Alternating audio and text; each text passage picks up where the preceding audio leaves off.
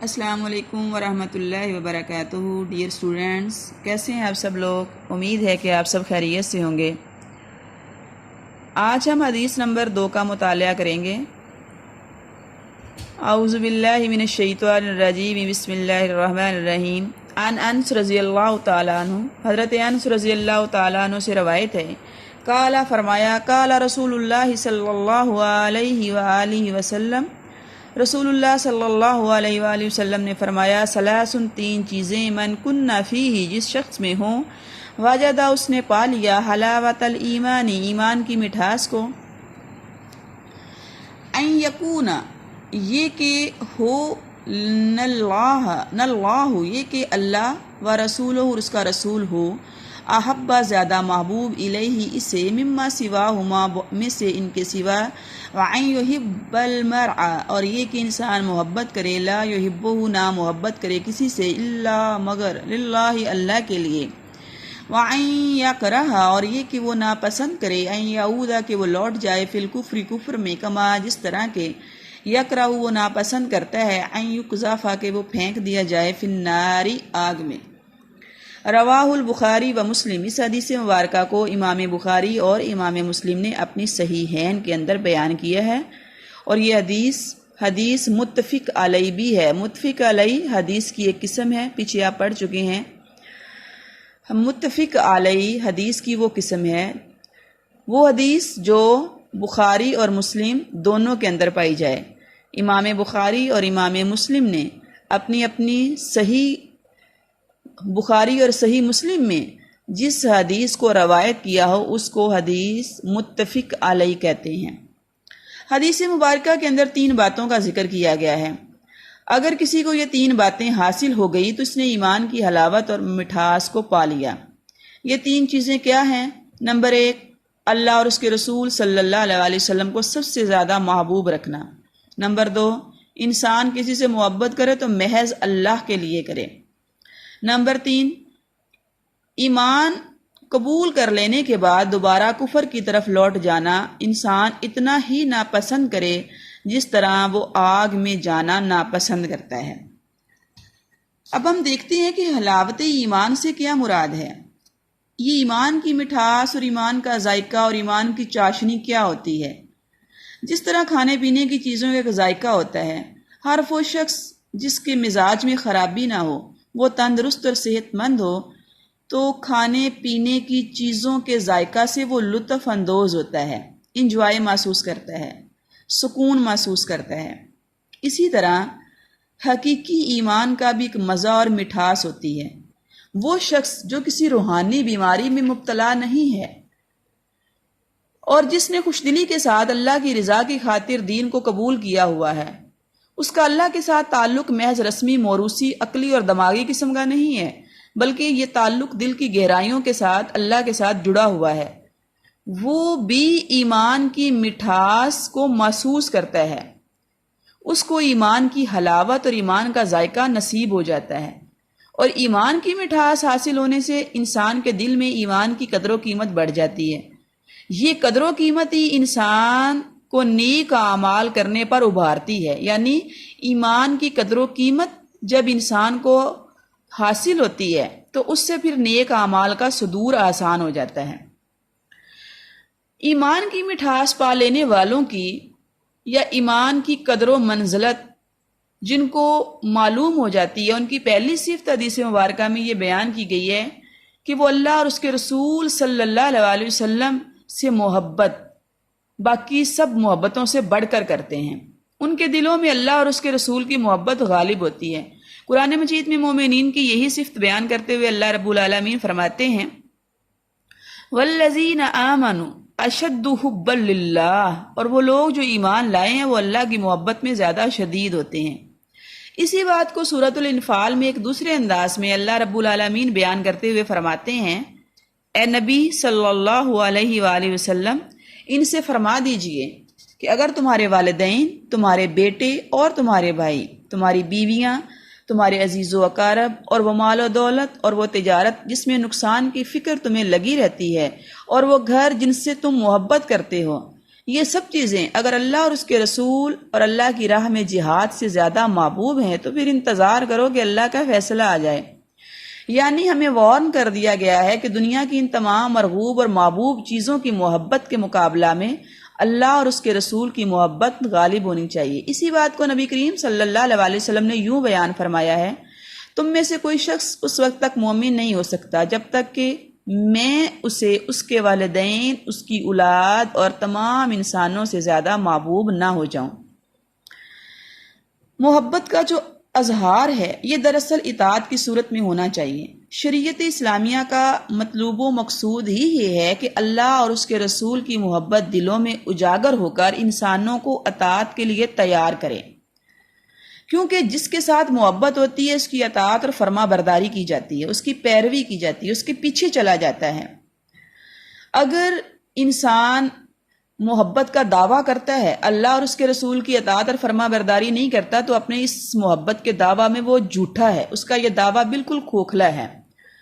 اطاعت دراصل محبت کا تقاضا ہے۔ جب تک اللہ اور اس کے رسول کی اطاعت اور فرما برداری نہیں کی جائے گی تو محبت کے تقاضے کو پورا نہیں کیا جا سکتا۔ صحابہ اکرام کی زندگیوں کا جب ہم مطالعہ کرتے ہیں تو ہمیں بے شمار ایسی مثالیں ملتی ہیں کہ انہوں نے سخت سے سخت ترین حالات میں بھی نبی علیہ الصلوۃ والسلام کی اطاعت کو اختیار کیے رکھا اور آپ صلی اللہ علیہ وآلہ وسلم کی اطاعت اور فرما برداری سے ایک قدم بھی پیچھے نہیں ہٹے۔ ان کے دلوں کے اندر اللہ اور اس کے رسول کی محبت کے چراغ اس طرح روشن تھے کہ انہوں نے اللہ اور اس کے رسول کے ہر حکم اور ہر فیصلے پر سر تسلیم خم کر دیا۔ قرآن مجید اپنے ماننے والوں کو یہ بات باور کراتا ہے کہ انسان کے حقیقی موسن اللہ اور اس کے رسول صلی اللہ علیہ وآلہ وسلم ہیں۔ کوئی شخص اپنے بارے میں صحیح فیصلہ نہیں کر سکتا، کیونکہ انسان کو اپنے نفع اور نقصان کا کچھ علم نہیں ہے۔ اللہ رب العالمین ہی انسان کے نفع اور نقصان کے بارے میں جانتے بھی ہیں اور نفع اور نقصان کے مالک بھی ہیں۔ لہٰذا قرآن مجید یہ کہتا ہے کہ نبی کریم صلی اللہ علیہ وآلہ وسلم کا کوئی فیصلہ انسان کو نقصان نہیں پہنچا سکتا اور نہ اس کے لیے کسی بھی طرح کی تکلیف کا باعث بن سکتا ہے۔ سورہ توبہ آیت نمبر 128 میں اللہ رب العالمین فرماتے ہیں، لَقَدْ جَاءَكُمْ رَسُولٌ مِّنْ أَنفُسِكُمْ عَزِيزٌ عَلَيْهِ مَا عَنِتُّمْ حَرِيصٌ عَلَيْكُمْ بِالْمُؤْمِنِينَ رَءُوفٌ رَحِيمٌ۔ تحقیق تمہارے پاس تم ہی میں سے رسول تشریف لائے، تمہاری تکلیف ان پر بڑی گراں اور شاق گزرتی ہے اور تمہاری بھلائی کے وہ بہت ہی خواہش مند ہیں۔ آپ مومنین کے لیے بڑی شفقت کرنے والے اور مہربان ہیں۔ اس طرح قرآن مجید ہمیں یہ بھی بتاتا ہے کہ جو ہستی ایسی ہو کہ وہ ہمیشہ تمہاری خیر خواہی سوچے، تمہاری خیر خواہی کے لیے کوشاں رہے، تمہیں تکلیف سے بچانے اور تمہاری مصیبت دور کرنے کا پلان کرتی رہے، وہ ہستی اور اس کے احکامات یقیناً تمہارے لیے خیر ہی خیر ہیں۔ عقل بھی اسی بات کا تقاضا کرتی ہے کہ انسان اس کے ساتھ دل و جان سے محبت کرے جو اس کا فائدہ سوچے، جو اسے خیر اور بھلائی سے ہمکنار کرے، جو اسے نقصانات سے بچائے، جو اس کی مصیبت اور تکلیف کو دور کرے۔ اللہ رب العالمین انسان کی تمام تکالیف اور مصائب کو دور کرنے والے، اس کی حاجات کو پورا کرنے والے، اس کو مشکل سے مشکل حالات سے نکالنے والے ہیں، اور نبی کریم صلی اللہ علیہ وسلم نے بھی اللہ رب العالمین کے احکامات ہم تک پہنچا کر ہمارے ساتھ خیر خواہی کے جذبہ کو ہی اجاگر کیا ہے، ہمارے ساتھ خیر خواہی کا ثبوت دیا ہے۔ لہٰذا ہمیں بھی اللہ اور اس کے رسول سے ہی سب سے زیادہ محبت کرنی چاہیے، اور ایمان کی چاشنی، ایمان کی لذت، ایمان کی مٹھاس کو محسوس کرنے کا بھی یہی ایک ذریعہ ہے کہ انسان اللہ اور اس کے رسول سے محبت دنیا کی تمام محبتوں سے بڑھ کر کرے۔ آپس میں ایک دوسرے سے محبت کرنے سے انسان کو اسلام روکتا نہیں ہے، یہ منع نہیں کیا گیا، لیکن والدین سے، اولاد سے، عزیز و اقارب سے، رشتہ داروں سے، دوست احباب سے اور دنیا کے تمام رشتوں سے بڑھ کر محبت اللہ اور اس کے رسول سے ہونی چاہیے۔ دوسری چیز جو حدیث مبارکہ میں بیان کی گئی ہے، حلاوت ایمان حاصل کرنے کی، ایمان کی چاشنی، ایمان کی مٹھاس اور ایمان کی لذت کو پانے کی، وہ ہے کہ آپس میں ان مومنین کی محبت صرف اور صرف اللہ کی رضا کے لیے ہو۔ دنیا میں کسی سے محبت کرے تو مقصد اللہ کی رضا کو حاصل کرنا، کسی سے نفرت کرے تو صرف اللہ کے لیے، اللہ کی رضا کے لیے۔ حضرت ابو امامہ رضی اللہ تعالیٰ عنہ سے روایت ہے کہ رسول اللہ صلی اللہ علیہ وسلم نے فرمایا، جس نے اللہ ہی کے لیے کسی سے محبت کی اور اللہ ہی کے لیے دشمنی کی، اور اگر کسی کو دیا تو اللہ ہی کے لیے دیا اور اللہ ہی کے لیے منع کیا، تو اس نے اپنے ایمان کی تکمیل کر لی۔ الحب للہ والبغض للہ، یہ فارمولہ مسلمان کو، انسان کو یاد رہنا چاہیے کہ اس کی محبت بھی اللہ کے لیے، اس کی دشمنی بھی اللہ کے لیے۔ کسی سے محبت کرتا ہے تو اللہ کی رضا اور اس کی خوشنودی کو حاصل کرنے کے لیے، کسی سے دشمنی کرتا ہے، بغض رکھتا ہے، نفرت کرتا ہے تو اللہ اور اس کی رضا کو حاصل کرنے کے لیے، یعنی اپنی تمام حرکات و سکنات اور اپنے جذبات کو اس طرح اللہ کی مرضی کے تابع کر دینا کہ اس سے جو بھی اعمال سرزد ہوتے ہیں وہ اللہ کی مرضی کے تابع ہوتے ہیں، اللہ رب العالمین کی خوشنودی کو حاصل کرنے کے لیے ہوتے ہیں۔ کسی کے ساتھ محبت ہے تو اس لیے کہ وہ اللہ کا نیک بندہ ہے، برگزیدہ ہے، متقی ہے، اللہ سے ڈرنے والا ہے، اللہ کا قرب حاصل کرنے والا ہے، عبادت میں مصروف رہنے والا ہے، اللہ اور اس کی رسول کی اطاعت اور فرما برداری کرنے والا ہے، لہٰذا اس کے لیے اپنے دل میں محبت محسوس کرنا، عقیدت رکھنا، اس کی زیارت کرنا، اس کا قرب حاصل کرنے کی کوشش کرنا، اس سے قریب رہنے کی تمنا اور آرزو کرنا۔ اور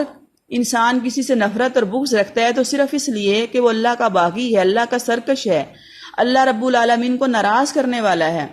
ہاں، کسی کی اصلاح کرنے کے لیے، کسی باغی، کسی مجرم، کسی سرکش، کسی ظالم کی اصلاح کے لیے اس سے محبت کرتے ہوئے اس کے قریب رہا جا سکتا ہے، اس سے محبت کا اظہار کیا جا سکتا ہے، لیکن اللہ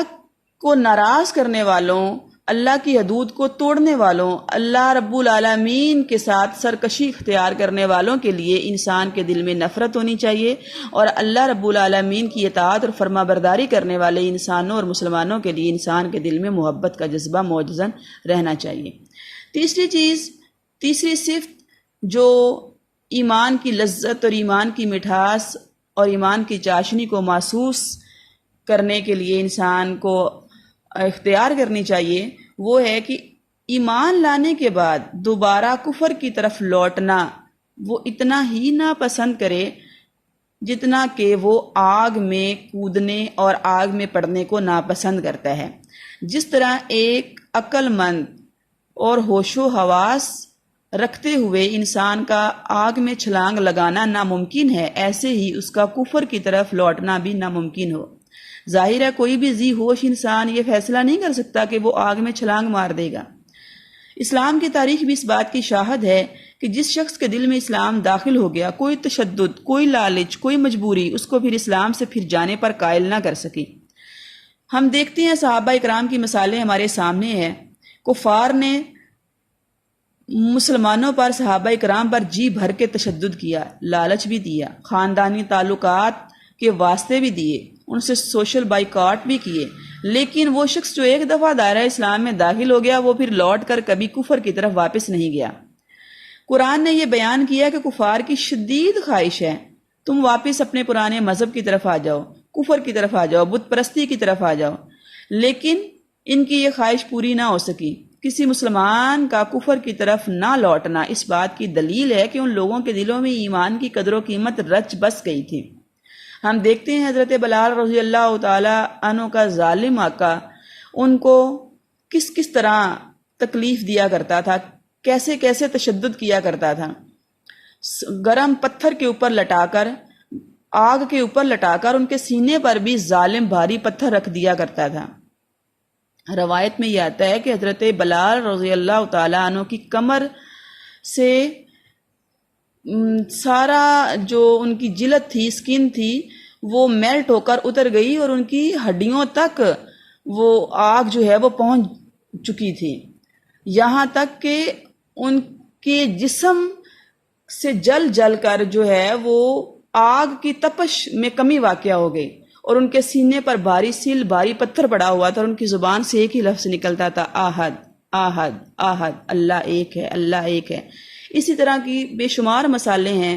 کہ اللہ رب العالمین کو ایک الہ تسلیم کر لینے کے بعد پھر صحابہ کرام نے اپنی جان پر ہر ظلم کو برداشت تو کر لیا، لیکن کفر کی طرف لوٹنا برداشت نہ کیا۔ اللہ رب العالمین ہمیں بھی صحابہ کے نقش قدم پر چلنے کی توفیق عطا فرمائے، اور ایمان کی چاشنی، ایمان کی یہ لذت، ایمان کی یہ مٹھاس اللہ ہمیں بھی نصیب فرمائے۔ اللہ تعالی ہمیں اللہ اور اس کے رسول سے ہی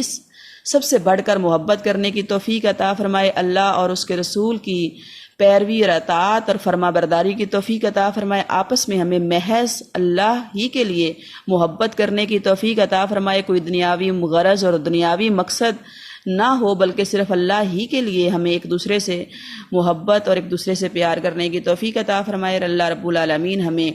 دین اسلام پر استقامت عطا فرمائے، اور دوبارہ کبھی بھی کفر کی طرف جانا اور کفر کی طرف لوٹنا یہ ایسا ممکن نہ ہو، بلکہ اسلام کی خاطر اللہ رب العالمین ہمیں ہر طرح کی قربانیوں کے لیے جو ہے وہ استقامت عطا فرمائے، اور صحیح معنوں میں ہمیں دین اسلام کی سمجھ عطا فرمائے۔ وما توفیقی الا باللہ علیہ توکلت و الیہ انیب۔